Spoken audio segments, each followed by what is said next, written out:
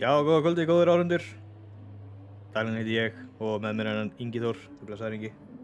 Góða kvöldið og velkomin til Ítalíu á Monza. Það er ekkert annað. Hér er Carnage á beygju 1 að venju. Já, hún hefur hlotið mörgum ljótum nöfnum, svo beygja dauðagildran eða, ég man nú ekki hverju öllur í augnablikinu, en Monza sýnir á sig klærnar í fyrstu beygju. Það má eiginlega segja það. Það er svolítið svoleiðis. Þetta er officially þriðja seinasta keppnin á þessu tímabili. Það er alveg magna, þetta tímabili er bara að vera búið. Já, þetta er bara að styttast í annan endan á löngu tímabili í TR1. Já, ég er ekki einu sinni búinn að kíkja á standings til aðtöga hvort að það sé einhver búinn að negla sigurinn yfir höfuðið eða hvort að þetta sé allt saman ennþá opið. Já, það er góð spurning. Við ætlum kannski að varpa stigunum hérna upp eftir einhverja stund. En þetta er keppni númer 14 af 16 sem við erum að fara að horfa á hér í kvöld. Og Hannes leiðir tímabilið, það eitt er víst. Já. Hann er búinn að standa sig eins og hetja allt þetta tímabil. Já, heldur betur, og Team Supernova er búinn að keyra mikilli snilld. Eva og Hannes hafa verið að skiptast á að berjast sigurinn, og síðan hafa Davíð Rúnar og Kári og Diego verið að blanda sér í þetta með þeim. Já, nákvæmlega. Hafa svona lengst aftrána á toppnum. Já, þetta er eiginlega orðið þannig að það telst til tíðinda þegar að Team Supernova er ekki á toppnum á fyrstu 2 sætunum. Já, okkurlega, en það telst líka til tíðinda að í kvöld mun hún Eva María ekki keppa með, hún ætlar að taka sér pásu í kvöld. Já, nákvæmlega. Allir keppendur eiga eiganda keppni sem þeir geta mist, sem telst ekki til stiga. Þannig að hún ákvaða að Monza væri sú keppni, það er ekki skylda að missa keppni, þannig að og staðan er nefnilega frekar jöfn. Það er eins og staðan er núna, þá leiðir Hannes tímabilið með 257 stig og Eva er í öðru með 241 stig. Hvað sagði, 241 hjá Hannesi? Nei, hjá hérna... Evu og 257 hjá Hannesi. Já. Síðan er í þriðja sæti er að Kári með 184 og rétt fyrir aftan hann er Davíð Rúnar með 179, þannig að þetta er barátta um fyrsta sætið og barátta um þriðja sætið sem að er svolítið að myndast, en það hjálpar nú ekki ef Eva er ekki á svæðinu, en eins og hún segir, hún má missa eina keppni, þannig að hver veit, kannski kemur hún sterk í 2 næstu og rippar þeim bara upp, en Hannes er óneitanlega í góðri stöðu. Hann er með, ég myndur kannski ekki segja örugg á fórustu, maður er aldrei öruggur, en hann er með góða fórustu og þarf kannski ekki mikið að stressa sig. Nei, nákvæmlega. En eins og þú segir að þá, já, þetta getur breyst mjög hratt þegar einhverjir missa úr keppnir eða jafnvel enda ekki á toppnum, þá kostar mörg stig að gera það. En það eru í TR1 að mig minnir 3 keppnir sem er ekki taldnar til stiga yfir allt tímabilið. Það er svona, þetta er náttúrulega 2000 lengra tímabil heldur en TR2 og 3. Já, mikið rétt, ég er örugglega sem TR2. Já, og hérna, þannig að það eru í rauninni 3 fríkeppnir sem maður hefur í þessari deild. Já, þær eru nú þegar farnar að tala inn í stíginn. Þannig að við erum að horfa, þegar við nefnum þessa tölur, þá miðum við að það sé allavega 2 slæmar keppnir. Ég veit ekki hvort það sé búin að taka allar inn í myndina, 1 eða 2, en það eru allavega að mér sýnist 2 slæmar keppnir komin á blað. Já. Nú, Ef hann með 2 frádregnar þá það málið. nú glöggir áhverjur taka væntanlega eftir því að við erum ekki að keyra hér á Group 3 eða Group 2 bílum, við erum hér á Super Formula sem kannski vel við hæfi það sem að formúlan dottin í gang. Já, og það sem einnig öðruvísi við Super Formula keppninnar hérna í GT Ísland 10-1 að dekkin sem í boði eru Racing Medium og Racing Soft en ekki Racing Hard og Medium. Þannig að hér verður sko mjúka stintið með bestu mögulegu dekkin. Já, þetta verður gaman að sjá hvort að þetta þýði jafnvel auka pitstop því að bæði medium og soft eiga hraðar heldur en hörðudekkin. Já, nákvæmlega. Og hörðudekkin hafa nú verið mjög krúsjál til þess að menn hafi geta klára keppni á einu pitstopi. En það aldrei að vita hvað dekkjakvíslarinn Hannes gerir og aðrir keppendur. Nær hann að taka þetta á einu stoppi eða erum við að fara að horfa á tveggja stoppa reis? Já, nákvæmlega. Það nú ekki verður að sko. Nei, það alltaf gaman þegar eru svona pit strategiur með fleiri en einu stoppi sem að hafa áhrif á enda úrslitina sem að sumir geta reynt að taka þetta á einu stoppi og aðrir kannski sjá að það bara virkar ekki og taka þetta á 2 stoppum og vinna samt. Þannig að þetta verður mjög fróðlegt reis, mjög gaman að fylgjast með þessu. Og svo náttúrulega líka annar faktor sem kemur inn í þetta þegar Super Formula og það overtake takkin. Það sem sagt, það hafa allir minni mig 60 sekúndur af overtake boost og það þarf að ákveða vel hvernig þú ætlar að nota þetta boost. Það sem að þú getur bara að nota þetta í þessar 60 sekúndur yfir allt reisið og svo ekki meir. Já, Og það að sama sem við munum sjá. Já, hvað segirðu? Ég sagði, þið sjáðu hann að taka neðst á skjánum hann að stendur overtake fyrir neðan hann. Já, nákvæmlega. Það sem sagt míterinn, overtake míterinn. Þarna sérðu hvað þú hefur mikið overtake inni og það sem við munum sennilega sjá núna í þessum tímatökum að það munum sennilega flestir vera með já, við munum ekkert vera að nota overtakinu sitt mikið nema, já, Siggi reyndar alveg að vera búið með overtakið sitt en maður hefði nú haldið að menn myndu klára overtakið þegar að bíllinn léttur til þess að maximæsa algjörlega hraðan sem þú getur tekið. Hvernig það? Fyllist á overtake mælinn frá tímatöku og yfir í keppni eða?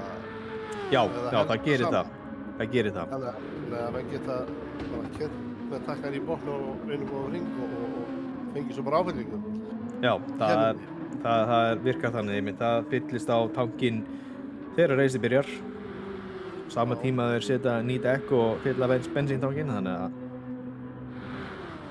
þetta eitt element í viðbót sem að gera þetta þeim meira spennandi. Já. Og hann alveg ótrúlega drúgur þessi takki, þótt að það hægt að nota hann alveg svona sparlega lengi. Já, það einmitt ýmislegt sem hægt að gera. Það til dæmis væri hægt að nota overtakeið rétt á meðan þú ert að koma út úr beygju til þess að ná betra exiti og vera þannig með overall meiri hraða, gera það oftar. En svo líka hægt að bara nota þetta á einum beinum kafla til þess að taka fram úr einhverjum og halda honum fyrir aftan sig, þannig að það er allur hengur á þessu. Þetta notað til varnar og til sóknar. Það allur gangur á þessu, en það Kári sem með hraðasta tíma enn sem komið 1:29,9 og Hannes bara rétt fyrir aftan hann. Nei, það ekki Diego sem að skelli sér í fyrsta seti. Og hvort betur en það, hálfri sekundu hraðari tíma heldur en Svo kom Kári bara og tók þetta bara. Ég ekki svara. Þorsteinn líka komin í 3. sætið. Það allt að gerast. Það augljóst að overtake takkin farin að finna fyrir því núna hjá sumum. Menn komnir á soft deck, búnir að klára kvart tank og byrjaðir að nota boostið. Já, og við hvetjum alltaf til að vera dugleg í spjallinu á YouTube. Já, nú óvenjulega þögult spjallið hérna í kvöld. Það er ekki algengt að við erum búin að vera svona lengi í loftinu og það er enginn búin að kommenta. Þetta er bara mjög einmannlegt hérna. Í guðana bænum segið hæ krakkar. Já, en endilega við verðum ekki feiminn og hendið inn ábendingum, skoðunum og svo ræðum við Driver of the Day hér í lok keppninnar. Já, og það eru spárnar líka sem að við viljum sjá hérna. Ég var nú svo kræfur að spá fyrir hvernig seinasta keppni myndi enda eftir að hann endaði, þannig að ég náði spánni rétt í gær og í 10-2. Já, Það er mjög effektív leið til þess að ná réttum spá. Maður býður bara að sjá hverju niðurstaðan verður og spá svo. já, það er nú engin Nostradamus aðferð. Kannski ekki.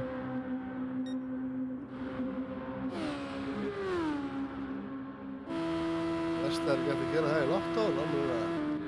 Nei, það væri nú skemmtilegt að geta hringt í það og hérna bara þið má ekki skilin bara með honum þegar tölurnar eru komnar. Besti tíminn að skára er 1:28.700. Falleg tala hérna í gangi. Já, flottu tími hjá honum. En það sem er mjög athyglisvert að taka eftir er að Hannes er varla búinn að snerta á overtakinu hjá sér. Já, Það er náttúrulega enda á 6 mínútur eftir af þessari tímatöku sem hann hefur til þess að klára bara ógeðslega mikið úr tangnum hjá sér. Létta bílinn bara eins mikið hann getur. ég hugsa hann sé bara að létta bílinn þangað til hann setur allt í þetta í lokin. Gunnleifur er komin upp í 3. sæti, rétt fyrir aftan Diego og Jóna er gaman að sjá hann hér ofalega á Bíkó kakkanum sínum. Já, ég verð nú að segja það að þetta Bíkó livery ég rak augunni það áðan. Þetta er alveg gullfallegt á þessum superformúla bílum. Já, það er ekki að segja það. Þetta lúkkar ekkert smá flott maður. Hannes situr í 7. sæti með ósnertan, gott sem ósnertan overtake takka. Þannig að hann má svo sem alveg gera ráð fyrir því að Hannes er ekki ennþá búinn að setja allt í þetta. Þannig er Kári að ná í ný dekk og Diego var að koma út úr pittinum eftir að hann náði ný dekk. Það eru 5 mínútur eftir af tímatökunni og þetta er 1,5 mínútur sem ringurinn tekur. Þannig að nú fara hlutir að gerast. Þegar Guffi er kominn að stað hérna. Hann var búinn að sitja inn í pittinum hérna heil lengi. Gerir ráð fyrir því að mögulega hafi drengurinn hans vaknað eða eitthvað svoleiðis og hann hefur þurft að svæfa hann aftur áður en hann gat tekið þátt í tímatökunum. En hann keyrði út hérna áðan og fór svo beint inn í pitt og satt þar í langan tíma og sér það. Það er bara 4,5 mínútur eftir af tímatöku. Hann er bara á 3. hring.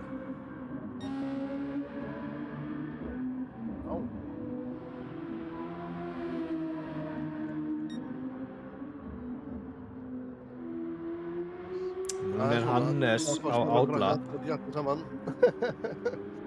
Já.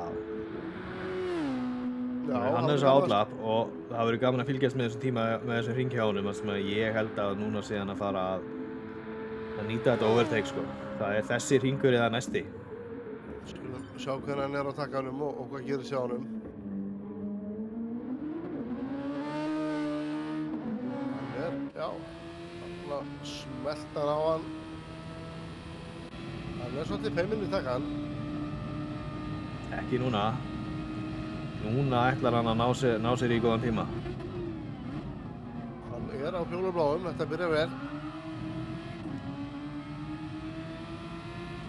Við erum frelver hjá honum á fyrsta tímatökusvæði.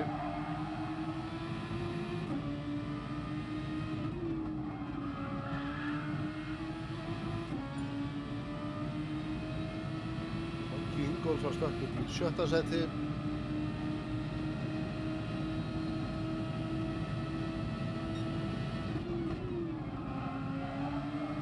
Og það er Jóna sem er í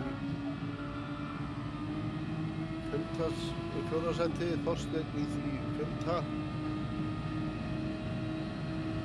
Díago þriðji, Gunnlaugur annar og Kári sem er með besta tíman. En sjáum nú hvað Hannes gerir. Kemur hérna inn á beinakaflan, síðasta beygjan og þar endar hann. Rauðgljóðandi takkinn. Hann fer í þriðja sæti. Kári er með alveg rosa tíma. Hann er alveg 0,4 á undan Gunnlaugi sem að situr í öðru sæti. Þannig að og Gunnlaugur er búinn með sitt overtake. Þannig að hann er nú væntanlega ekki að fara að bæta tíman mikið. Diego komin í hana. Diego 0,1 frá Kára núna. Já, heldur betur búinn að minnka vilið. Herru, Kári hérna, hann tók bara og bætti tíma sinni ennþá meira. Öss, vel gert. 1.28,2. Bæti tímanum hálfa sekundu. Þetta lítur rosalega vel út hjá hann Kára. Já, á ennþá næstu hálft overtake eftir. Já. Hannes verði ekki bara með takkan inn í allan hringinn núna. En Hannes er á fjólubláðum tíma og hefur 2 tölunir eftir þennan hring og svo næsta. Já, hann situr á overtake takkara núna, sko. Já. Þetta er auðvitað góður hringur hjá hann og það verður fróðlegt að sjá hvað hann endar hérna eftir hennan beinakafla. Ég spái því að sluppi í annað sætið. Ég ætla að spá að hann taki fyrsta sæti. Nei, djöfull. Þú hafði rétt fyrir þér. Já, þetta er flott. Það er ekki nema 0,4. Heyrðu, Davíð Rúnar. Og Davíð Rúnar stokkinn í fyrsta sæti. Glæsilegt. Bæti tímanum 0,25. Kom þarna eins og skröntinn úr sauðalagnum og haus í fyrsta sæti.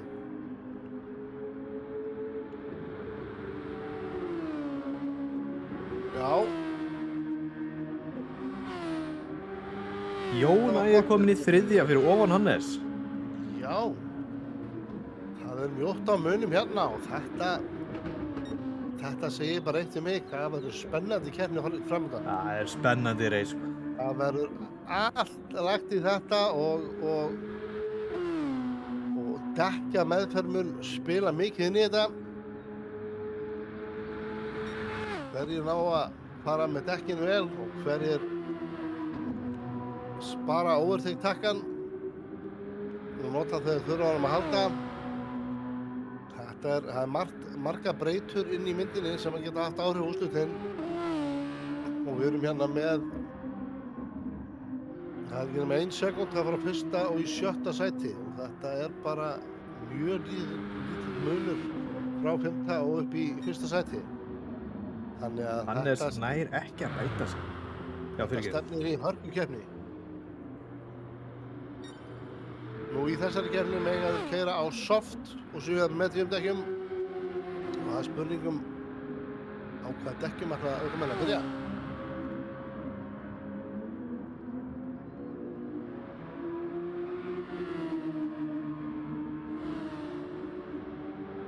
Hvað eru að fara að keyra marga hringi?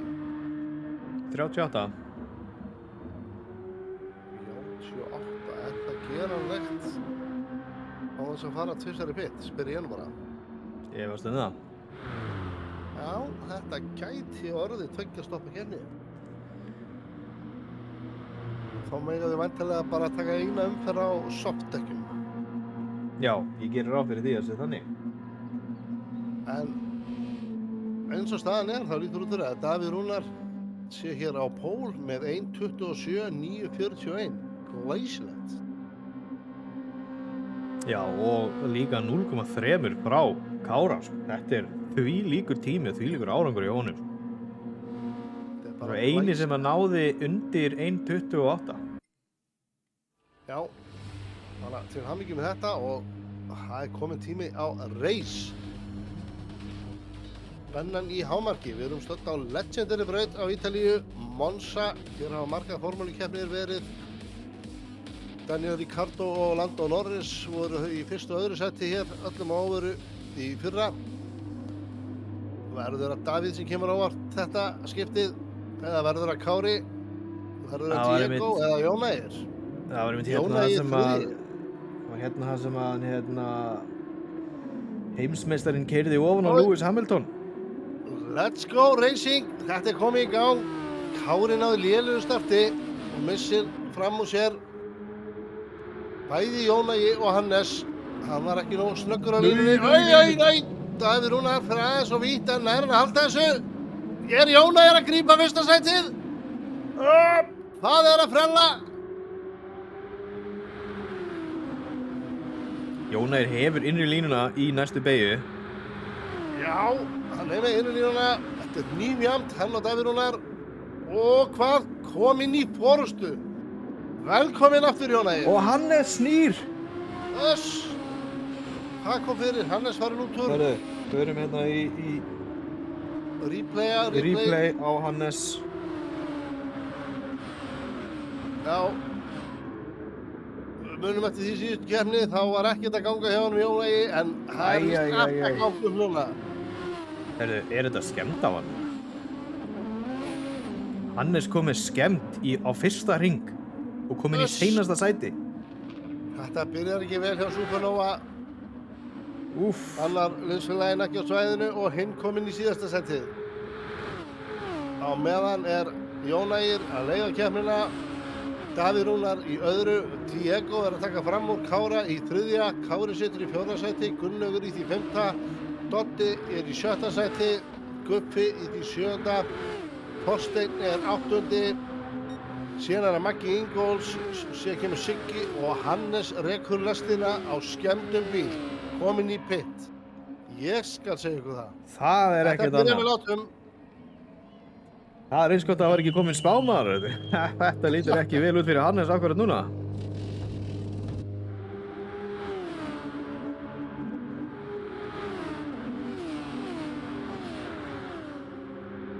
Þetta er rosaleg byrjun. Svakaleg byrjun. Það verður bara eiginlega að taka smá moment til þess að jafna sig á þessu. Sko. Já. Þetta er bara, það er ekki oft sem maður sér engan Supernova bíl á topnum og bara fersk andlit í fórustu. Það er bara, já, Ekki nú allir Jónægir sem að hafa fylgst með, en það er langt sem við hórt á hann leiða keppni og það gleður eflust marga. Davíð Rúnar fylgir honum eins og skugginn. Þetta eru 38 hringir og það borgar sig ekkert að vera að gera einhver bræði mistök, heldur bara reyna að vera öruggur, fara vel með dekkin og leyfa keppninni að koma til sín.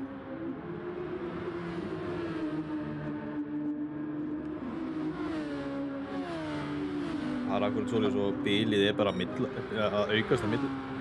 Vísu er Jónægir að nota overtaking. Kári er að pressa á Diego. Gæti hugsanlega reynd framarakstur.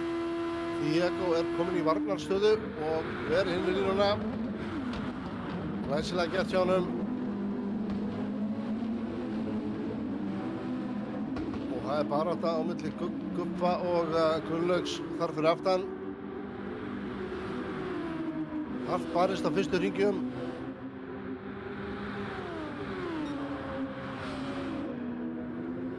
Fallegur akstur hjá Jónægi, engin mistök og hann er að verða kominn með rúmlega 0,8 á Hann er búinn að missa Davíð Rúnar úr kjölsoginu og Davíð Rúnar er kominn með sekt.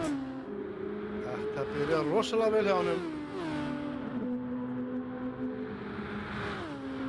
Núna þarf Jónægir bara að halda sínu striki og klára þessa keppni. Algjörlega.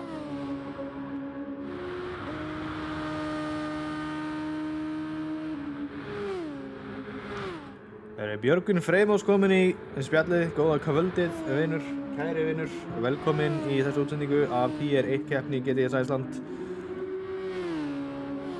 Superformúla á Monza. Það gerist vart betra. Kári er á beinakaflanum í kjölsauga. Diego mun að reyna framarakstur. Nefnilega ekki nógu nálægt til að stinga sér innan á hann. Ekki alveg nei, hann er kannski að taka þessu rólega. Hvað sé á, Diego og, já, Diego er ekki búinn að nota boostið sitt, overtake boostið.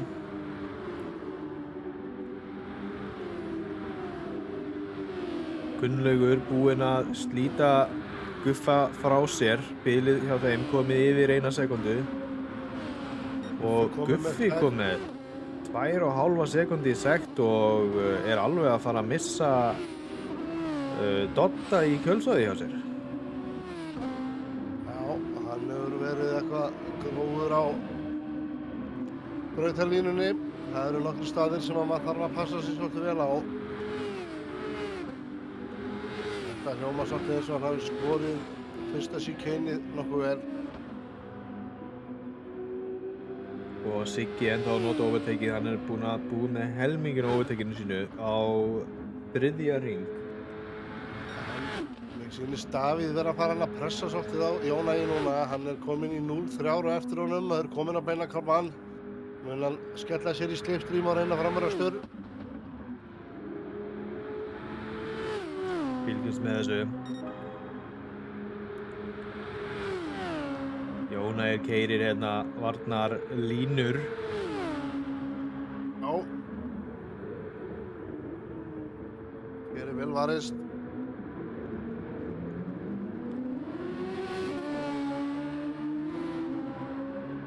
Þetta er ekkert bil sem er á milli þeirra. Þetta er 0,2 sekúndur sem er bara eins og að blikka auðanu. Upp og síg.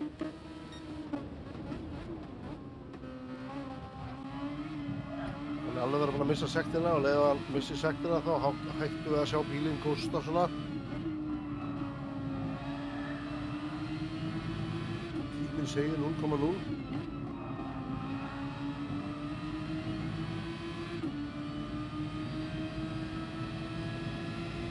Já, þetta byrjar heldur betur með löpum. Þetta gerir það og hér er bara ennþá barátta bara fyrsta sætið sko. Sektin farin frá Davíð Rúnari, hann er búinn með sektina.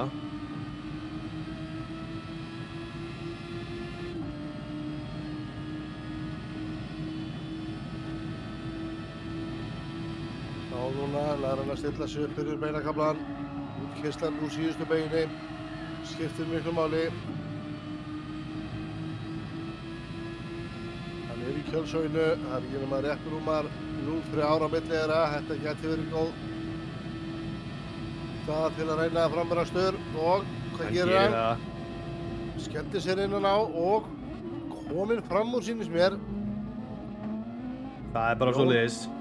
Jón hefur ákveðið að verja ekki þetta skipti, kannski vill hann bara skipta hlutverk og fá að vera í pressunetverkinu. Fyrir hvað fekk Jón 2 sekúndur í penaltíð? Ég er bara næð því ekki, þetta er bara rugl sko. Þetta meikar ekkert sens, en hann hefur 38 eða 32 hringi til að ná þess af sér.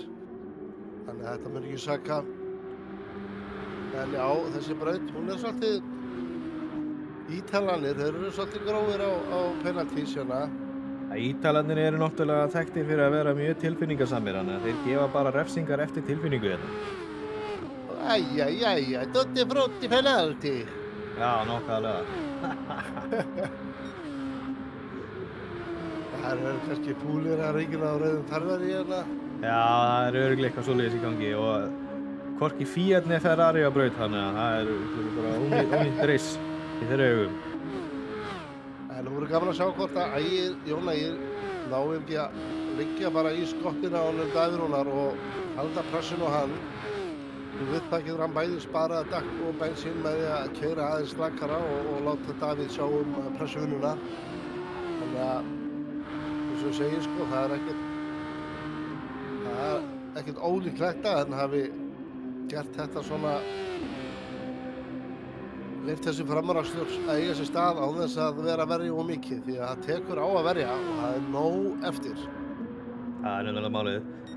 Og tíðindi á Hannesi, en hann er búinn að ná að vinna sér upp um 1 sæti, kominn upp í 10. sæti, en eftir þetta pitstop sem hann tók að þá fór hann á soft dekkin að væntanlega ætlar hann að taka eitt hratt stint á softdekkjunum að reyna að vinna upp eins mörg sæti og mögulega getur eftir þetta óhapp í fyrsta hring og koma sér eins ofarlega og hægt er, þannig að hann getur nú verið að minnsta kosti átt einhvern þátt í toppslagnum hérna en lítur ekki vel út fyrir hann akkurat núna. Hann er 21 sekundu fyrir aftan fyrsta sæti sem er mjög óvenjuleg staða fyrir Hannes. Hann er vanlega 21 sekundu á undan næstu mönnum en svona gerist, það geta hinir bestu menn geta misstjórn líka og lenda veg, þannig að þetta verður fróðlegt að sjá hvað hann gerir hérna í þessari keppni.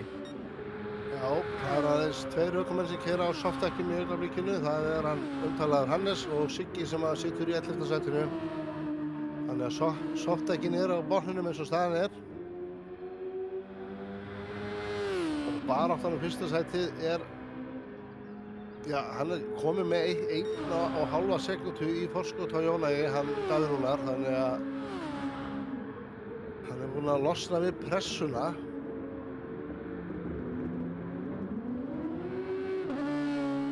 Það er hérna Siggi hefur lent í einhverju á 5. hring þar sem hann tekur 14 sekúndna hægari hring heldur en vanalega. Þannig að það lítur að vera ástæðan fyrir því að hann misti Hannes fram úr sér.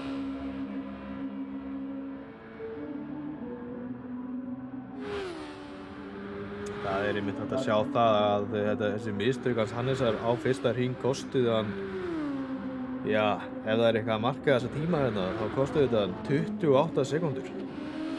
Það sem hann þurfti að fara fyrir líka. Svona barátta hér 7. sæti, það er Doddi sem er farin að verja og það er hann Þorsteinn sem sækir 7. og 8. sæti. Fylgist vel með þessu. Nei.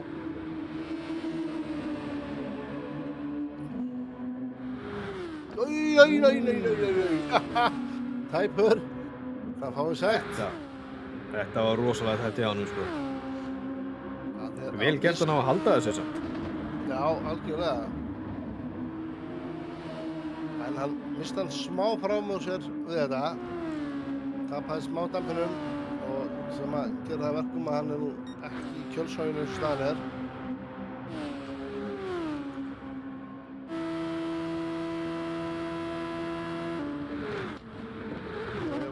Þá sýnist mér Kári einnig vera aðeins að nálgast Diego. Það er eitthvað sekúnda þar á milli. Svipað með fyrstu 2 sætin, þannig að það gæti verið stutt í baráttur hérna á toppnum.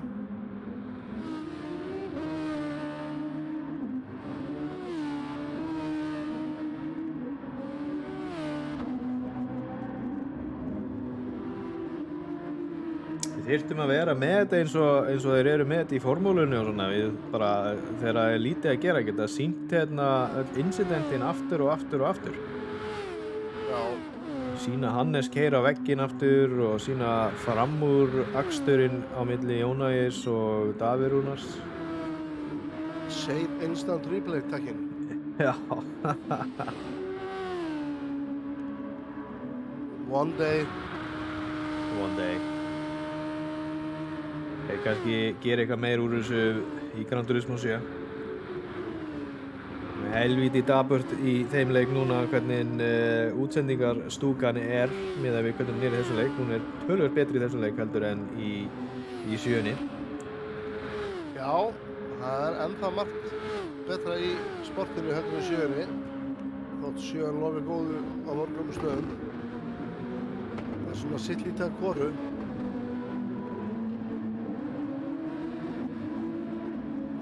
Þetta er náttúrulega nýr leikur, það er ennþá að vera að vinna úr böggum og svona og það tekur eflaust smá tíma að koma hann upp en running eins og allir vilja hafa hann. Já, þeir hafa alveg þangað til í ágúst, nei, september, hvernig byrjar aftur næsta season. Já, þeir eru ábyggilega að hugsa það, hvernig við byrjum næsta season. Þetta er örugglega efst á listanum, bara hérna fyrir GTS Iceland Season 6. We must finish a lobby before GTS Iceland starter.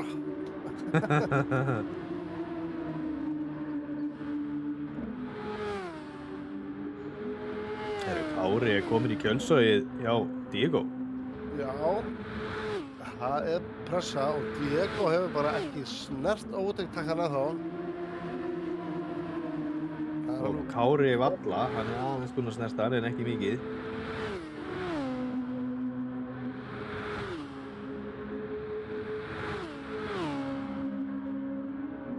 en eins og þetta virkar í leiknum þá getur við notað hann að takka þótt að þú sért ekki að reyna að taka fram úr. Þú getur bara notað hann í raun og veru hvar og hverju sem er. Þetta er svona svo lítið búst sem að þú bara klárar sig og búið með en það er engar reglur það hvenar og hvar þú megin nota það. Þetta er ekki svona DRS sjónin í formunni. Sjá ég hérna Kára, reynir að framanastur. Komin í skotti á honum, ekki alveg nóg til að dífa sér fyrir. En segir mér hugur að það er stutt í að hann reyni eitthvað. Þegar var ég á Diego, ég ætla að fara á Kára hérna. Kík inn í bílinn hjá Kára, sjá hvort hann sé að fara að gera eitthvað. Já, skellt öðrum borð. Gripið inn að dósa nokkuð hana í farþeskjunni á honum og Já, það vill nú svo heppilega til að ég sitt hérna í GTS Iceland ból og er að drekka drikkið minn úr GTS Iceland bolla. Þannig endilega því sem er að horfa, ef ykkur langar í GTS Iceland merchandise, kíkið í linkinn í lýsingunni en þar erum við með búð þar sem þið getið keypt ýmislegan fatnað og annað frá merkt GTS Iceland. Það er endilega, það hjálpar okkur mikið þegar fólk kaupir hérna og merkir sig okkur. já, Sýnir stuðning. Fyrir utan að vera bara óslega cool. Já, þetta er náttúrulega þvílíkt swagger, sko. Þetta er swagging. Herri, hérna getum við fara að sjá framúrastur hjá Kára, sko. Diego ver en Kári notar overtakeið og bara tekur þessa stöðu. Nei, ekki alveg. Nei, Diego. Heyrðu, þetta er bara Verstappen, Hamilton all over again, nema eini munurinn hérna er að já, Hamilton ghostaði, þannig að Verstappen keyrði bara inn í hann, í gegnum hann.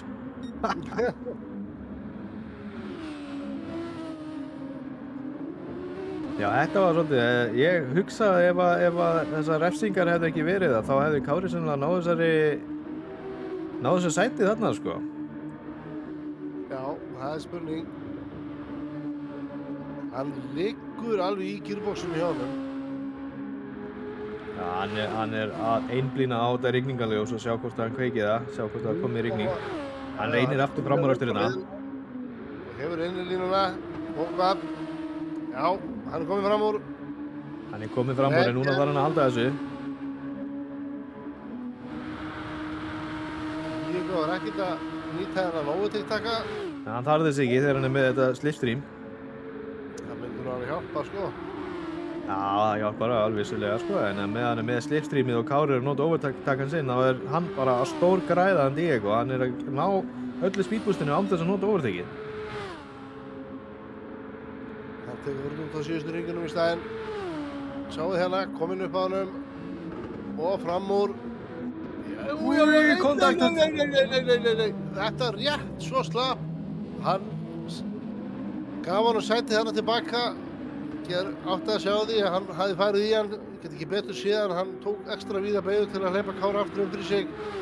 Fagmannlega gert hjá honum. Horfa á þetta kontakt aftur hérna. Já, hann beygir hérna hans fyrir hann maður. Já. Það er alls ekki viljandi gert. Nei, þetta er sökina. er racing incident og bara vel gert hjá honum að gefa þetta eftir. Akkurat, svona á að gera þetta.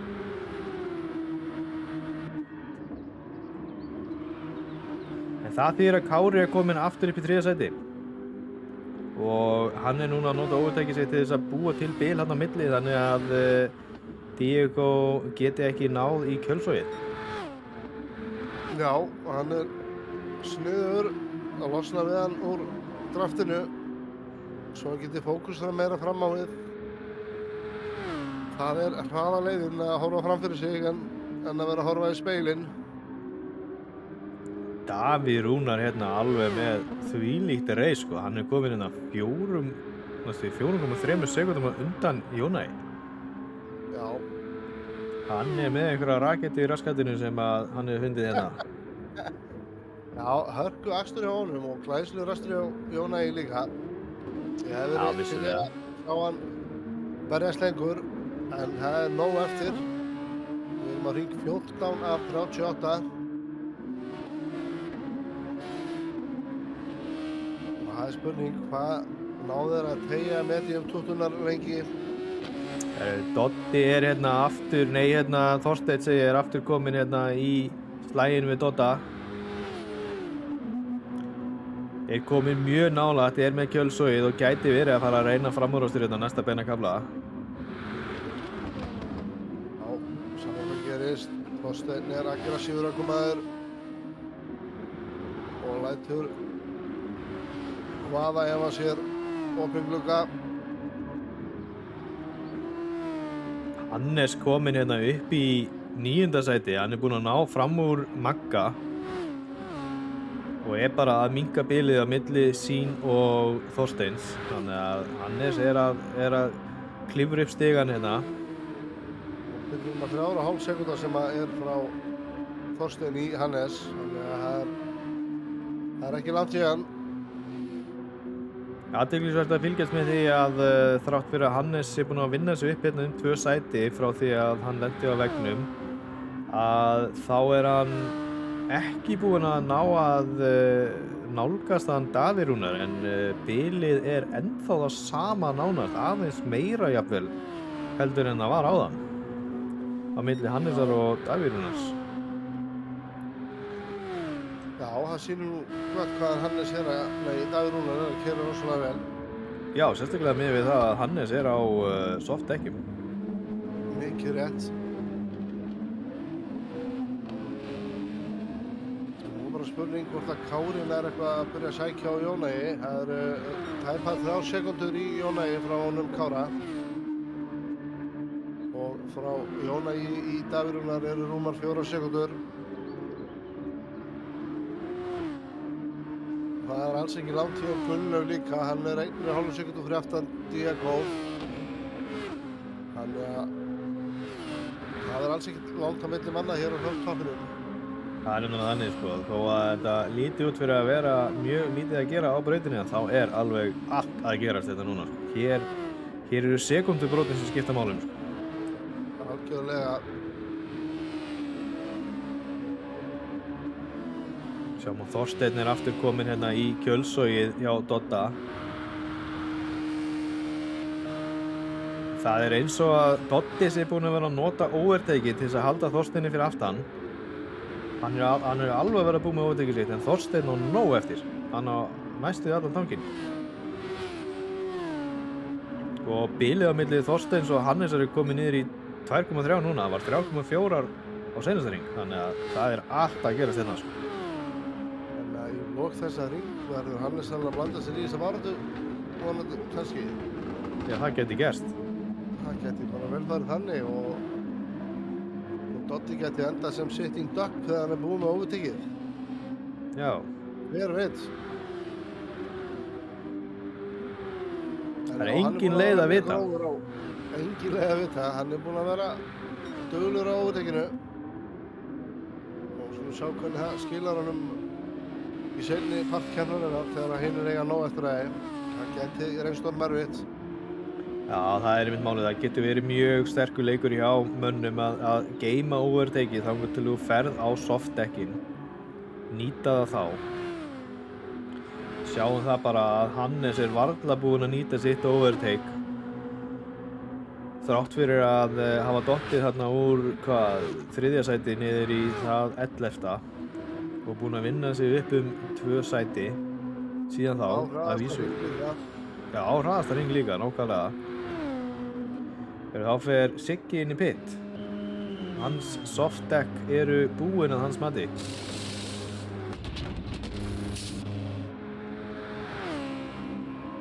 Hann hlýtur að vera að tekja stopp á plani bara þetta. Þorsteinn hefur aðeins dregist aftur úr hérna frá Dodda, en það þýðir að núna er hann bara komin í pressu frá Hannesi. Hannes er núna 1,2 sekúndum frá Þorsteini og það bara fer alveg að styttast í það að hann fari að gera allugu að 8. sæti. Já, það er allt að gerast. Hannes vinnur sig upp listan. Hjalti Hjartarson, velkomin í spjallið, góða kvöldið. Þau eru nú ekkert svo mikið eittari dekkin hjá Hannes. Þeir eru aðeins sjáanlega meira eitt heldur en medium dekkin hjá Þorsteini. En ég hefði nú haldið að vera meira munur, en Hannes er náttúrulega þekktur fyrir að vera dekkjakvíslari mikill. Já, hann hefur ákveðið að kvísla sko, þegar hann ákveðið að setja á softdekkin eftir fyrsta hring, eftir aðeins 1 hring af akstri á medium dekkinum, þá hefur hann byrjað að kvísla sko. Það verður farið vel með þessi dekk. Kári er búinn að minnka bilið í Jónagi niður í 1,7. Það var Já, sæll. 3 sekúndur þegar hann skellti sér upp í 3. sætið, þannig að Kári virðist vera sögmaður sem er að keyra eina hraðast í augnablikinu. Mikið að gera sig honum. Hann var hann var annar á póli heggi. Jú, og náði lélegu starti. Náði afskaplega lélegu starti, misti 2 fram úr sér og er að vinna þetta upp. Davíð Rúnar hins vegar í mjög góðum málum, keyrir örugt. Já, þetta er hörku akstur á Kára núna sko, hann er komin hérna í S-ið sitt sko, hérna erum við vanir að sjá hann sko. Já, þetta verður sko ekki búið fyrir en að flagginu verður veifað og það eru 20 hringir í það, þannig að það er nóg eftir og ólíkt því þegar að Kári er að keyra bensín þá verðist hann vera mun jafnar í dekkjaeyðslu á formúlubílnum heldur en á Group 3 bílnum sínum, því að hann er bara mjög svipar og allir aðrir eins og staðan er núna, en við höfum tekið eftir í bæði og honum og Diego að á Group 3 bílunum þá verðast þau vera að fara svolítið gróft með dekkin meðaltalið. Þannig að þetta lítur bara rosalega vel út hjá þeim báðum. Já, það gerir það. Það sést að one-make keppninnar eru keppninnar sem þessi tveir eru virkilega sterkir í. Bæði varandi hraða og dekkja notkun.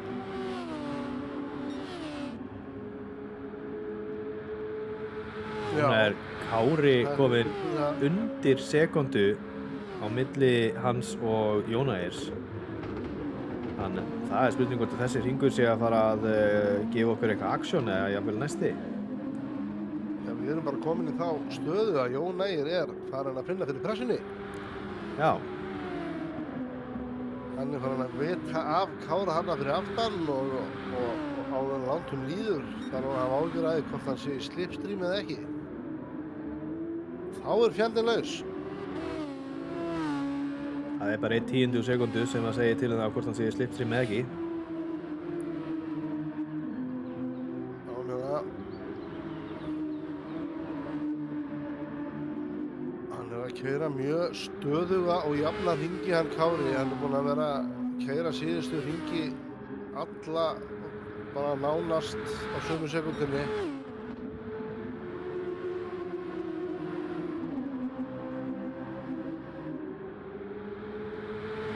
Aðeins hraðari að meðaltali heldur en Jónair. Hann er að keyra svona 0,34 hraðari á hring síðustu 4-5 hringi. En það sem er mjög athyglisvert að fylgjast með núna er að dekkin, eldsneytistankurinn er að vera tómur. Jónair fer í pittin. Hann ætlar að reyna við undercut. Já, þetta er sterkleikur í honum. Og það gerir Diego og Diego, Guffi, Gunnlaugur, þeir eru allir komnir í pitt. Þetta getur verið gott fyrir Jóna í að endurstilla sig, þurfi ekki að hugsa Kára og skella sér á hraðari dekk og koma ferskur út. Þetta getur verið allt maður þarf til að resetja sig í gang. Þetta er mjög athyglisvert spil hjá honum Kára. Hann ætlar ekki að leyfa þeim að ná undercuttinu og í staðinn fyrir að leyfa þeim að ná undercuttinu með því að fara undan honum í pit, að þá er hann bara á overtakeinu þennan ring. Já, vel gert. Takkið eftir. Það eru öll vopn notuð hér í dag greinilega. Það á sko ekki að láta endurkvætti virka. Og það verður bara feimur fróðlegur að sjá sko hvort að hann breytir sig bara í yfirkött. Já, það er einmitt málið, sko. En hann hlýtur nú að fara inn eftir þennan hring. Það fer ekki mikið bensín eftir að bílnum hans. Hugsanlega nær hann einu hringi viðbót. Hægt verður að.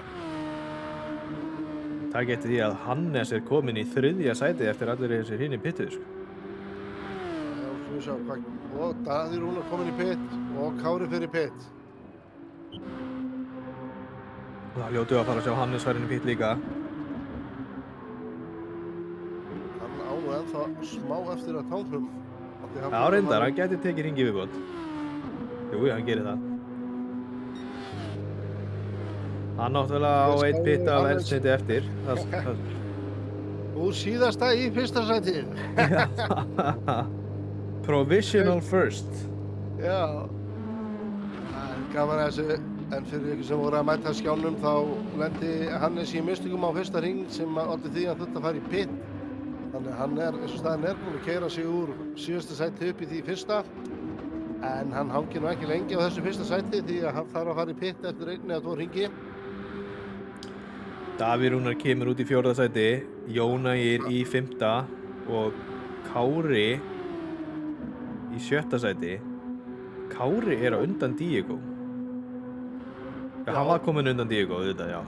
En hann er ennþá í slagnum við Jónægir, þannig að þetta undercut virka ekki á Jónægir, sem þýðir að Kári er með aðeins meira svona fresh stack miðað við Jónægir. Þar sem að hann er á átlaf núna, Jónægir er búinn með átlafið sinn.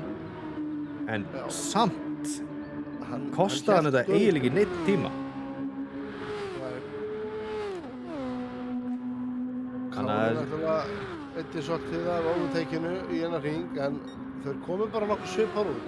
Jónægir kannski hefur grætt eitthvað smá á þessu, en ekki mikið.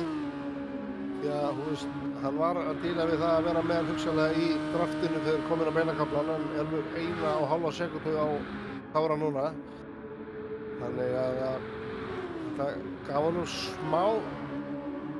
smá færi á að anda og hann er líka á heitari dekkjum. Kári er að klára núna hring, þannig að núna ættu dekkjana sem verður orðin góð. Já, og það sem er líka athyglisvert að sjá er að Jónægir er bara eiginlega með nákvæmlega sömu stöðu á overtake og Kári er með. Og að setja hraðasta hring. Já, það er ekkert annað. Jónægir kom með hraðasta hring. Tölum orðum setti Jónægir hraðasta hring, þannig að þetta gerði gott fyrir hann. Nú, það eru tæpa 5 sekúndur í Davíð ennþá.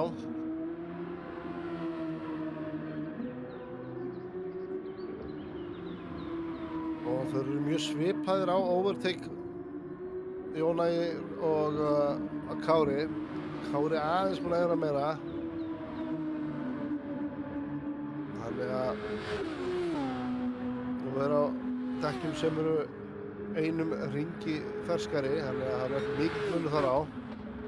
Doddi og Þorsteinn eru báðir eftir að fara í pitt, en þeir eru alveg á bensíngufunum, en þeir slást alveg út í rauðan dauðan hérna. Doddi að fara mjög defensive línu. Ætlar ekki að gefa Þorsteini þetta, en það er spurning hvað gerist inn í pitinu, hvort að þeir taki báðir fullan tank eða hvað. Það komaður báður einn. Hannes tekur hringi í viðbót.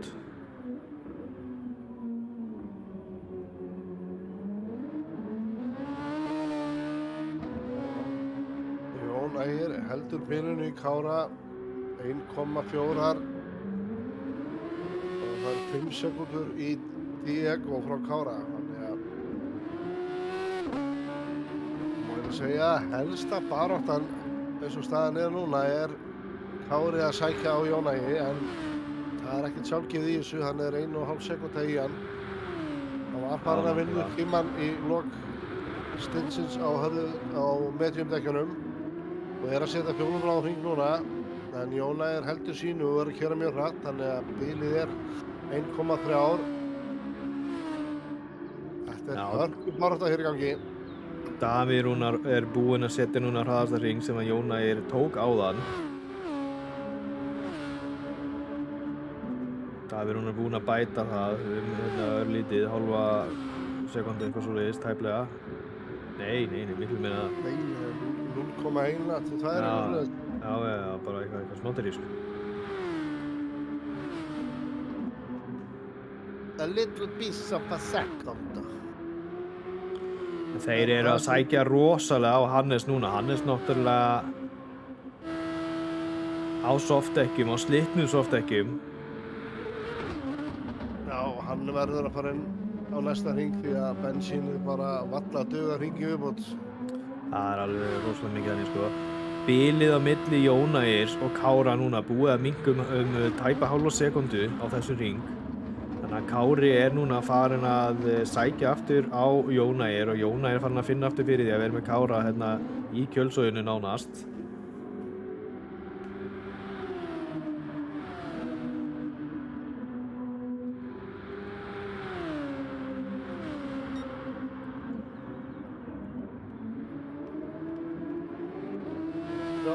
Þrjár sekundur í penalty á sér en Jón Ægir.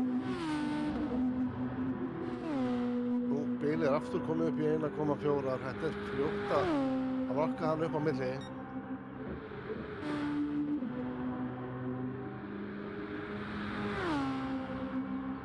En ég er orðinn alveg rosalega spenntur að sjá hvar Hannes endar eftir pitstoppið sitt. Já, það verður áhugavert að sjá. Nú, Maggi Ingólfs er að pressa mikið á liðsfélaga sinn, Dodda. Það er bara að tala 9. sætið. Já, það þýðir að Þorsteinn hefur náð fram úr Dodda. Og Hannes er komin í pit. Það er alltaf að koma út. Það verður fróðlegt að sjá mann hérna skýtum dekk og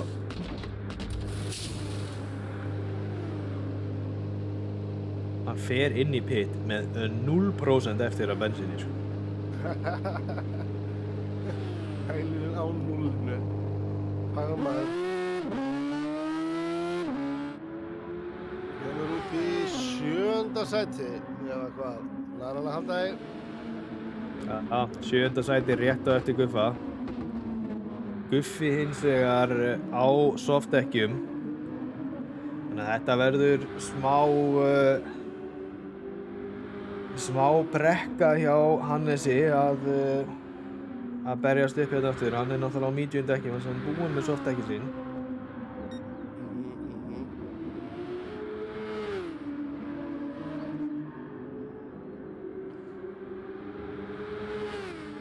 Sko eins og staðan er akkurat núna að þá er Kári með annað sæti þar sem að hann er 1,2 sekundum eftir Jón Ægir og Jón Ægir er með 3,5 sekundu í penalty.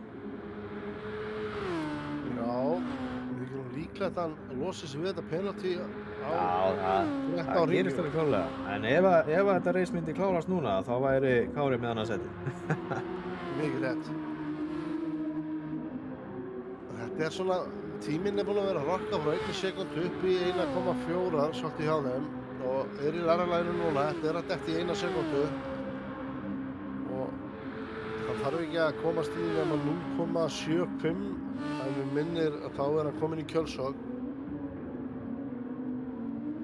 Þá fara hlutur að gerast, komin undir sekundu núna. Það er rosalega góðu exitið þarna með Jón Ægir. Já, glæsilegt exit, frábært, hann étur bara tíma hérna. Það án þess að nota overtake. Já, nú geti Jón Ægir þurft að fara nota overtake takkan ef hann vill ekki að Kári fari fram úr sér.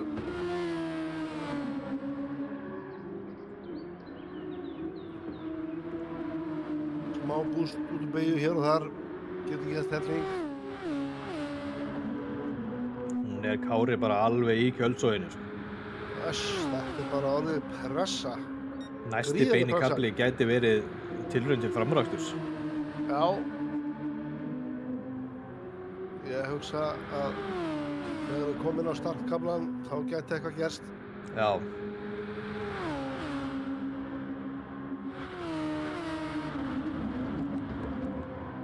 Árakstur hjá honum Kára er hér alveg í girkassanum. ætla að nota overtekið eitthvað. Já, smellir á overtektakkan. Jón Ver. Báðir á overtektakkanum. Hér er allt í botni. Jón er með innri línuna. Og það er hann að verja. Það er ghostið. Það er ghostið sem að ákvarðar þetta. Annað sinn sem að Kári lendir í því að vera í góðri stöðu til framúraksturs með ytri línu inn í beygju, þýðir hann tekur innri línu í næstu beygju, en ghostið gerir það að verkum að hann fer bara inn í gauðurum við liðin á sér og nær ekki framúraksturinn vegna þess. Það er spurning hvort að við ættum að hringja í Ghostbusters. Nei. Það gæti verið maður. Þetta er rosalegt sko. Þetta er rosalegt. Hörku barða hér í gangi og enn og aftur er hann í skottin á Jónægi í kjölsvæðinu. Jónægi er með bústið hérna á fullu að passa að Kári ná ekki fram á sér. Kári heldur haus og býður eftir rétt augnablikinu.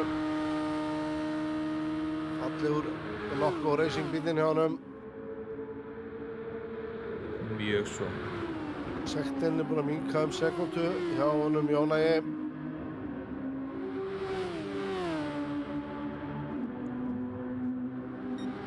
Það er eina sem að mér leiðist þessar sektir er þetta helvítis ghost sem að fylgir þeim. Já, það er nú eitt sem að sjöan á fram yfir þennan leik að það er bara penalty zone, þannig að þegar þú ert með sekt þá bara ert þú látin hægja á þér á einhverjum ákveðnum stað. Því líka exiti sem Kári nær hérna. Nice. Tekur hérna ytri línuna en er samt að fara hraðar, er með innri línuna í næstu beygju, smá kontakt hérna á milli þeirra. Kári með overtekið á fullu. Vel gert. Hann er með þetta. Ég skal segja ykkur það. Frábærlegur akstur hjá hann Kára. Komið fram úr. Ekkert sem Jónægir gett hana. Báðir með bústið í botni en Kári átti bara betra exit og fóraði utanverðu sem hann leiddi í innri línu þar sem hann skipti máli. En þetta er alls ekki búið. Nei, þetta er sko alls ekki búið. Því að núna er Jónægir með kjölsvæðið. Og það er gult flagg. Gult flagg, einhverju farið út af. Við erum komið fram hjá því. Ég hef ekki tíma til að tjekka því hvað það var. Nei, við verðum að láta það líka með til hluta. Þetta er alltaf spennandi og Jónægir hérna. Fer að utanverðu. Og heldur sér að utanverðu. Smá snerting. Nei. Og í kjölsvæðinu. Hann er eins og Tasmani djöfull hérna beint fyrir aftan hann. Hérna komaði samhliða. Niður að Chicane of Death. Osh. Kári með innlínuna. Tekur þetta vel gert. Þvílík pressa, þvílík barátta. Kári heldur þessu vel eins og er. Og meðan siglir Davíð Rúnar bara með 11 sekúndna forskot á lygnum sjó í góðum málum í fyrsta sætinu á meðan að við horfum hér á rosalega baráttu mannarsætið milli Jón Ægis og Kára Steins. Og Diego er að nálgast á. Já, meðan þessi slagur er í gangi þá er Diego nefnilega að bara nálgast eins og raketta hérna. Og hann er greinilega byrjar að nota bústið sitt eitthvað.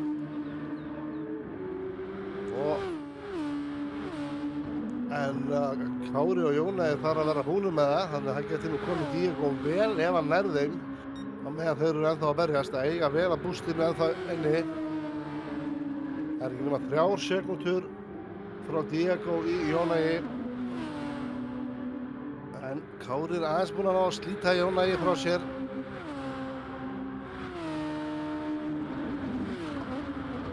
Þetta er svakaleg barátta sem er í gangi hérna. Svakalega barátta sko. Það er komin sekúnda á milli þeirra núna þannig að Kári er búinn að slíta kjölsogið. Jónægir á ekki nægt búst til þess að vinna þetta upp aftur.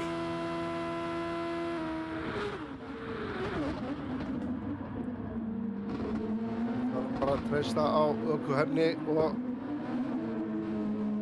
vonast þess að Kári gerir smá mistök sem að kemur honum í skottið á honum aftur. Þetta voða lítið sem að þarf að bera út það er með ein slæm beygja eða ein slæm útkeysla þá hann mættur aftur. Eins og við sjáum hann komin í 0.8 núna. Nei, heyrðu, hvað gerist? Jón Ægir. Heyrðu, Hann snúið bílnum. kíkjum hérna. Þetta með replay. Ég með replay á þessu, ég að fylgjast með hvað gerist þetta. Nei, heyrðu. Hann resettaður. Hann klikkar eitthvað að bremspunktunum og resettaður aftur á braut. Fyrir aftan Diego. Damn! Fór hann alveg langt út fyrir bremspaða? Já, ég veit ekki hvað klikkaði hjá honum, hvort þetta sé bremspunkturinn eða eitthvað annað eða hvað, en hann allavega beygði ekki neitt, hann fór bara beint áfram. Já. Þar fór þá þriðja sætið, endanlega. Já, það hugsa ég. Þetta lítur ekki vel út fyrir Jón Ægir akkurat núna. Þetta er búið að vera þvílíkt gott að reysa á honum, en einhvað hefur klikkað þarna sem að veldur því að hann kominn niður í 4. sætið. Talandi um einhvern sem er ekki búinn að eiga mjög gott reis í kvöld, en það er hann Hannes. Hann er náttúrulega í 7. sætið ennþá, er búinn að vera að vinna sig alveg fáránlega vel upp miðað við það að hann er á medium dekkinu meðan nánast allir aðrir eru á soft dekkinu. Hann er samt ekki, sko, það er samt ekki að auka spilið en eins svoleiðis, hann er bara að halda jöfnu bili á milli sín og Guffa. Þannig að þetta er alveg svakalegur akstur hjá honum Hannesi og það verður fróðlegt að sjá núna hvort að aðrir muni þurfa að fara á taka annað stint eða hvort að þessi softdeck sem þeir eru með muni duga út reisinn. Já, það lítur við af, hvað er ég að segja? Ég hugsa að þetta nú alveg út, sko, með bensín á bílnum og bílennandi. Ég er búið að vera svo spennandi reis og tíminn er búinn að liða svo rætt hjá mér, með leið eins og við værum ennþá bara 15. hringa eitthvað svo leið, sko. Það eru 7 hringir eftir og þetta lítur mjög vel út fyrir Davíð Rúnar. Kári Steinn er kominn í annað sætið, þannig að þau eru komnir á sama stað, þau voru í tímatökum, en það var Davíð Rúnar sem var á pól og Kári var annar. Diego í 3. sæti erfði það þegar að Jón Ægir var resettaður þegar hann keyrði út úr braut. Gerði einhver mistök þar eftir glæsilega baráttu við Kára og í 5. sæti fyrir aftan Jón Ægir er hann Gunnlaugur og Jón Ægir þarf nú að passa sig ef hann vill ekki fá Gunnlaug í skottið.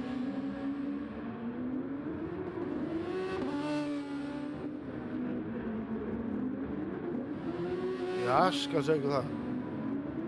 Já, þetta alveg, þetta tók dampinn úr þessu reisi að missa baráttuna á milli Jón Ægirs og Kára. Þetta var rosaleg barátta sem vorum vitni af. En þvílík keppni sem að Davíð Rúnar er að eiga hérna. Já, þetta er rosalega stöðugt. Ef við erum að sjá alveg frá 23. hring yfir í 31. hring þá er hann aldrei yfir 1.29. Hann er alltaf á 1.29 eða 1.28 eitthvað og meðan flest allir er að keyra 1.30 til 1.29 svona annarslægir þá er hann að stöðugt keyra undir 1.30 sem er alveg frábært. Já, og líka þessi hraðasti hringur hjá honum er alveg rosalega hraður. Já. Guðmundur Orri, velkomin í spjallið. Hann segir Toyota Gazoo Racing for the win. Þvílíkir yfirbörðir. Það er alveg mikið rétt. Já, alveg glæsileg keppni hérna. Þvílíkt flott keppni hjá Toyota Gazoo Racing inn í kvöld.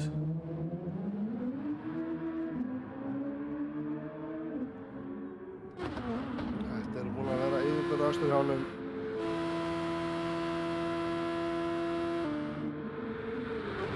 Bílið á milli Jón Ægirs og Gunnlaugs komið upp í 2 sekúndur. Já, hann er að auka aðeins bílið, hann Jón Ægir, þannig að Siggi hefur yfirgefið braut, sá að hann var í einhverjum vandræðum á hann keyrði út af, fékk einhverju skemmd, fór í pitinn, var kominn rúmum 3 sekúndum á eftir næsta manni, þannig að hann hefur sennilega bara sagt þetta gott í kvöld.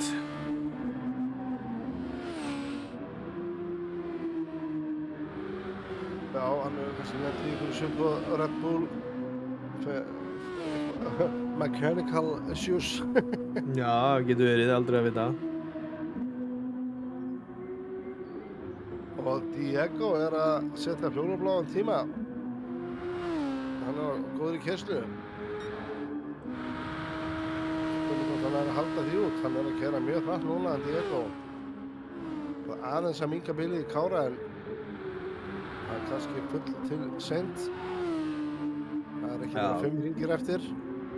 Þá Siggi kominn í spjallið hérna en úlniðurinn gaf sig, segir hann. Seinastu 10 hringir hefur hann verið að keyra einhendur og sjálfskeytur, þannig að það ekki nema fyrir það að hann hefur dregið sig í hlé eftir slíkar uppákomur. Human mechanical failure. Já, nákvæmlega. Ég sendi bara batakveðir á hann, settu úlniðinn á vísu og horfðu á síðustu hringina með okkur. Já, það er að minnka bilið svolítið mikið. Hann spyr hérna, hann Sigurður, hvað kom fyrir Hannes í startinu, en það var nú bara það sem að gerist að Hannes ber aðeins upp á kant út úr seinna síkeininu og snýr bílnum og lendir á vegg.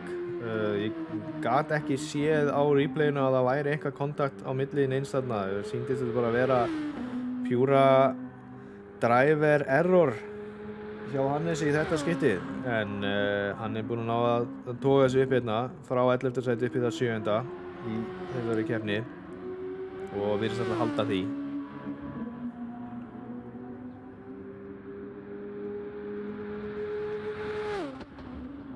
Já, eins og staðan þá ekki mikið að frétta. Það smá barátta hjá liðsfélögunum Magga og Dodda, en kannski að helsta að frétta að Diego að reyna að keyra upp Kára, en hún sennilega að renna út á tíma með það. Hann var áðan í 5 eitthvað sekundum á milli þeirra, þetta komið í ár núna. Sýnir svona Kári eitthvað að vera að svara þessu. Já, Maggi á softdekkinu. Já, þeir allir á softdekkinu, það ég að segja. Maggi hins vegar á rosalega lítið eldsneyti eftir. Já, liggur í skottinu á Þorsteini.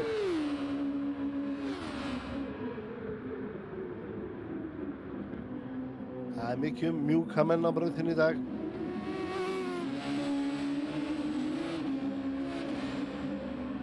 Já, hann gæti nú verið að fara að pressa á Þorsteinum sæti. Hann allavega í draftin á honum.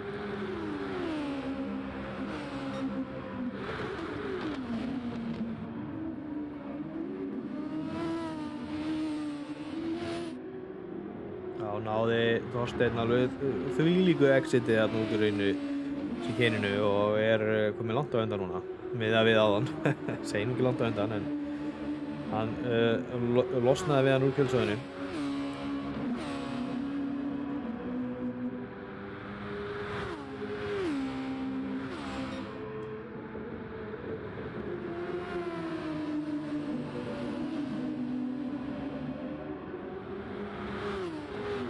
Hann kominn aftur í kjölsöðu á honum og ef hann nær góður í næstu beygjun á beina kaflan, þá aldrei vita gæti búið sér til tækifæri þá til að reyna.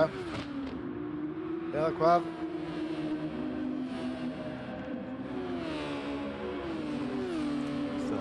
Hann átti bara ekki nógu mikið eldsneyti til þess að klára þessa keppni, sko. Nei. Hann hefði þurft að ná 4 hringjum eða 3 hringjum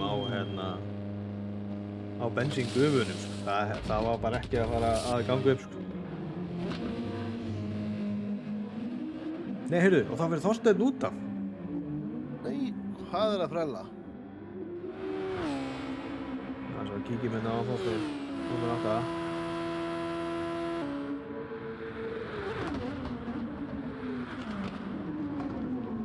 Hann alveg bremsar aðeins og seint eða klikkar eitthvað þarna í fyrstu beygjunni og endar út af og missir þá Dodda fram úr sér.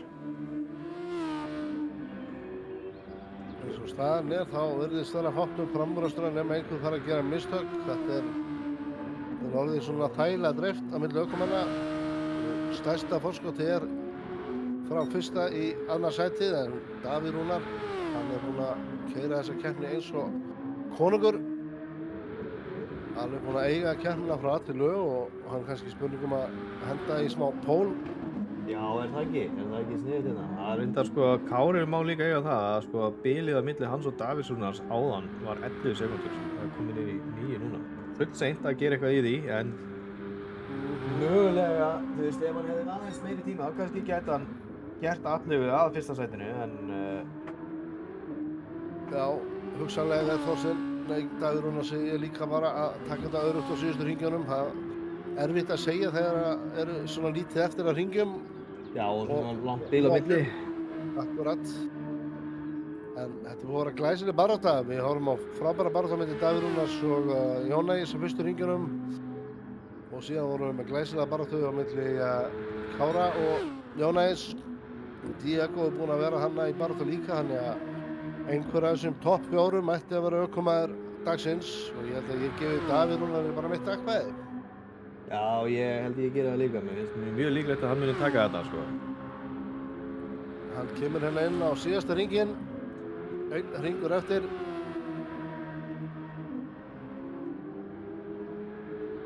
Við erum að verða rúna með 38 hringi hérna á Monsu. Þetta er búið að vera glæsilegur akstur. Endilega tekið þátt í skoðanakönnunni á netinu. Skoðanakönnun er komin upp í spjallið.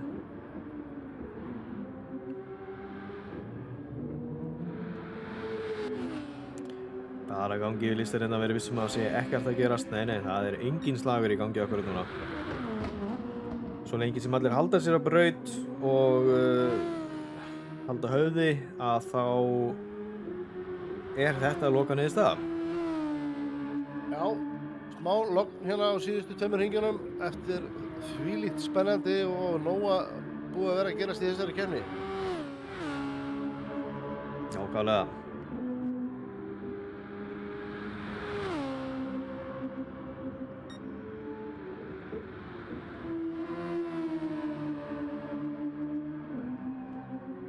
Þá fylgjum við sér bara með honum Davíð Rúnari keyra hérna loka kaflan.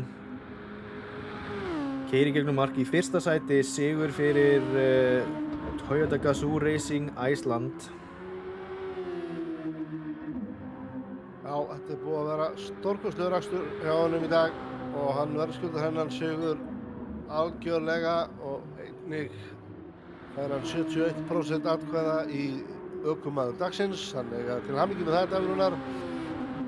Þetta var bara hat-trick, þú varst driver of the day, þú varst með pole og þú vannst keppnina. Það verður ekki gert mikið betra á einum degi en það. Kári hefur væntanlega verið að losa sig við penalty þar sem að hann klárar hérna aðeins 0,3 á undan Diego. Já.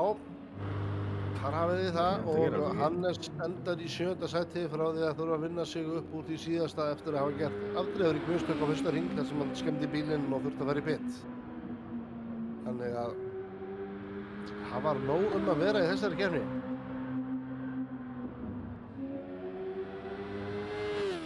Já, þetta var frábær keppni og stórkostlega vel gert hjá Davíð Rúnari og hjá Kára líka. Hann vann sig vel upp í þessari keppni. Hann náttúrulega var kominn niður í 4. sæti á tímabili. Já, hann algjörlega klúðraði startinu sínu, misti fram með sér bíla. Hann var annar á ráslínunni en var bara ekki nógu snöggur á stað. En það gerist stundum, en hann vann þetta upp og endaði á sínum stað sem var annars sæti í dag. Og Diego á park með þeim 2 í 3. sætinu. Þetta var fallega gert. Jón Ægir, hann hefði getað verið hérna í 3. sætinu ef hann hefði ekki gert mistök. Hann var átti góðan dag, en því miður smá mistök kostuði hann dýrt. Já, það fór hann út af einu við. Já, þetta er alveg pole position, fastest lap og clean race. Þetta er allt að gerast hjá honum Davíð Rúnar hérna. Frábær akstur, vel verðskuldaður sigur. Þetta er bara fullt hús hjá honum allan daginn.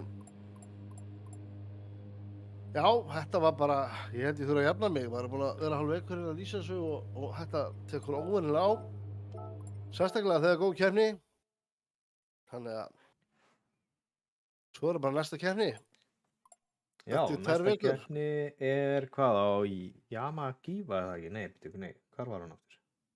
Nú ætlum við að sjá, hún er í Yamamoto eitthvað, Já, var það, já. Kyoto Driving Park eða eitthvað svoleiðis. hún er í Kyoto Driving Park og heitir Kyoto Driving Park Yamagiva plus Miyabi. Já, ég vissi ég var svona nokkurn veginn með þetta. Já, þetta er sem sagt samastendur af 2 brautum, settar saman í eina glæsilega braut. Já, Mikið hraði og mikið að beigjum, mikið gaman. mikið fjör. En það er komið að lokum hjá okkur hérna í kvöld. Ég þakka ykkur fyrir áhorfið og já, endilega kíkið við hérna eftir 2 vikur á Kyoto Driving Park. Já, ég þakka bara kjærlega fyrir mig og hjá setjuna hér hjá þér í kvöld, Davíð. Daniel minna hér. Já, ég bara, Davíð vann keppnina, ég er búin að segja Davíð Jú, svo jú. ofta, þetta er glæst. Já, þetta er allt komið í ykkur raut hérna. Arigato Danielsson. Já, verið sæl.